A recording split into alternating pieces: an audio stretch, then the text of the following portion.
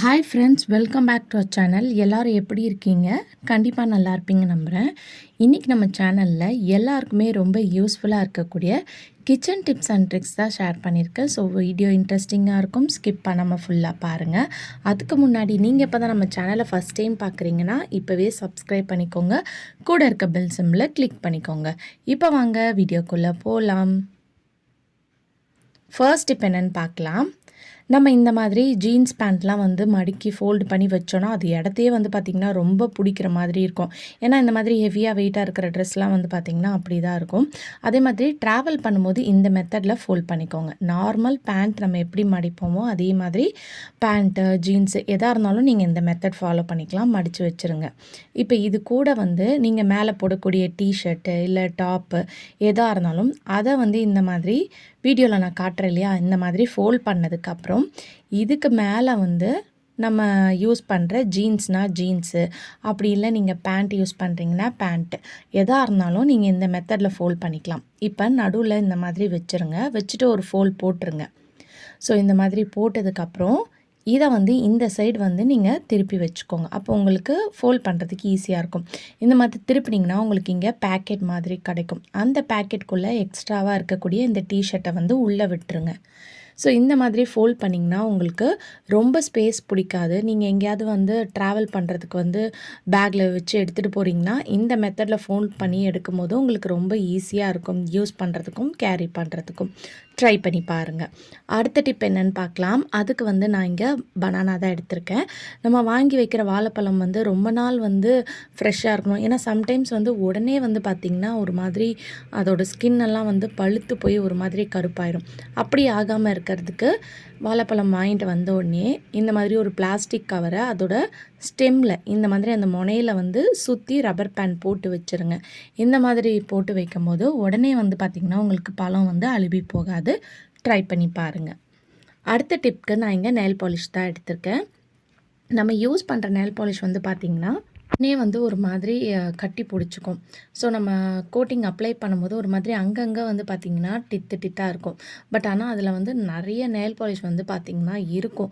So வேஸ்ட்டாக தான் இருக்கும். பட் அதை நம்ம நார்மலாக எப்போ புதுசாக வாங்கிட்டு வரும்போது எப்படி இருக்குமோ அதே மாதிரி யூஸ் பண்ணுறதுக்கு இந்த ட்ரிக்கை வந்து ஃபாலோ பண்ணிக்கோங்க.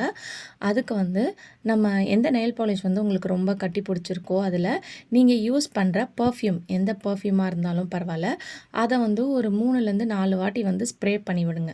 இந்த மாதிரி ஸ்ப்ரே பண்ணி விட்டுட்டு இதை க்ளோஸ் பண்ணிவிட்டு நல்லா வந்து இந்த மாதிரி ஒரு 2 நிமிஷத்துக்கு வந்து ஷேக் பண்ணுங்கள். இந்த மாதிரி நீங்கள் ஷேக் பண்ணிவிட்டு அப்புறம் எடுத்து பார்த்திங்கன்னா உங்களுக்கு நம்ம புதுசாக வாங்கும்போது உங்களுக்கு எப்படி நல்லா ஒரு ஃப்ரெஷ்ஷான லிக்விட் கன்சிஸ்டன்சியில் இருக்குமோ அந்த மாதிரி இருக்கும். ஸோ இப்போ பாருங்கள், ஃபஸ்ட்டு ஒரு மாதிரி திட்டாக இருந்தது. பட் இப்போ எந்த அளவுக்கு வந்து பாருங்கள் உங்களுக்கு நெயில் பாலிஷ் வந்து நல்லா இருக்குன்னு.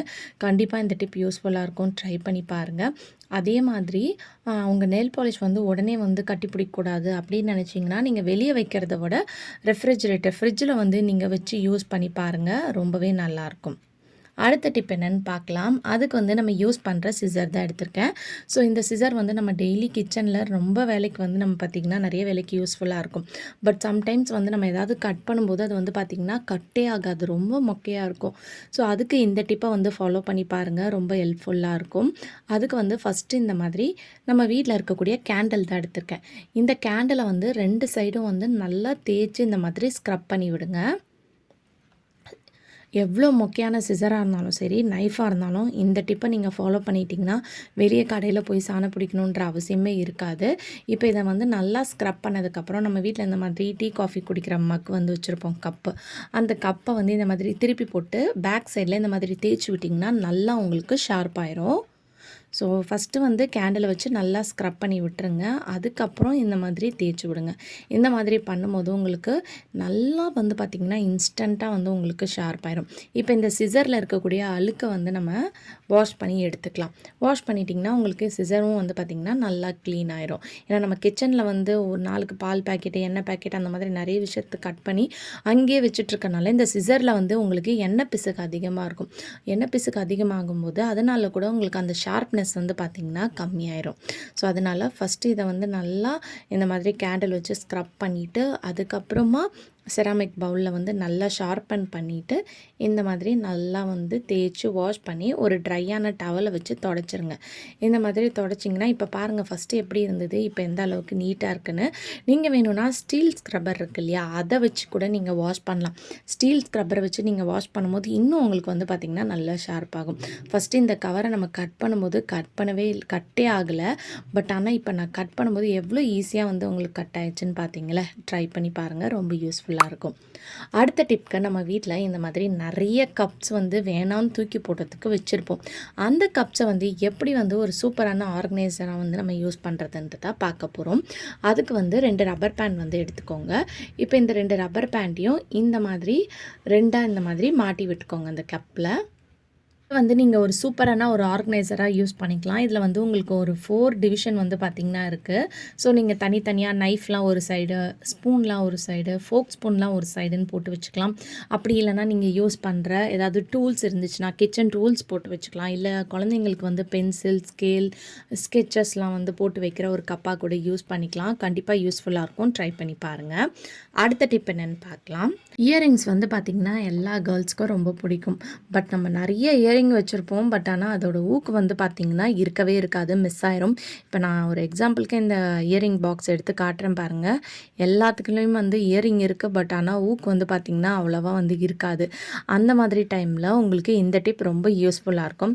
அந்த காலத்தில் 90s கிட்ஸ்லாம் வந்து கண்டிப்பாக வந்து இதை வந்து நீங்கள் யூஸ் பண்ணியிருப்பீங்க. இதுக்கு வந்து நான் ரப்பர் தான் எடுத்திருக்கேன். இந்த ரப்பரை வந்து ஒரு சின்ன பீஸை வந்து கட் பண்ணி எப்போவுமே வந்து இந்த மாதிரி நீங்கள் இயரிங் ஸ்டோர் பண்ணி வைக்கிற பாக்ஸில், அப்புறம் உங்கள் ஹேண்ட் பேக்லேயே வந்து வச்சுக்கோங்க. ஏன்னா சம்டைம்ஸ் நம்ம இயரிங் இருக்கும், பட் ஆனால் ஊக்கு வந்து பார்த்திங்கன்னா மிஸ் ஆகிருக்கும்.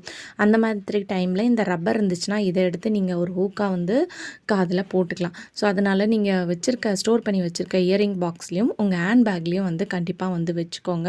ஸோ இது வந்து உங்களுக்கு நல்ல ஒரு ஹூக்காக வந்து பார்த்திங்கன்னா இயரிங் ஹூக்காக வந்து உங்களுக்கு உதவி செய்யும்.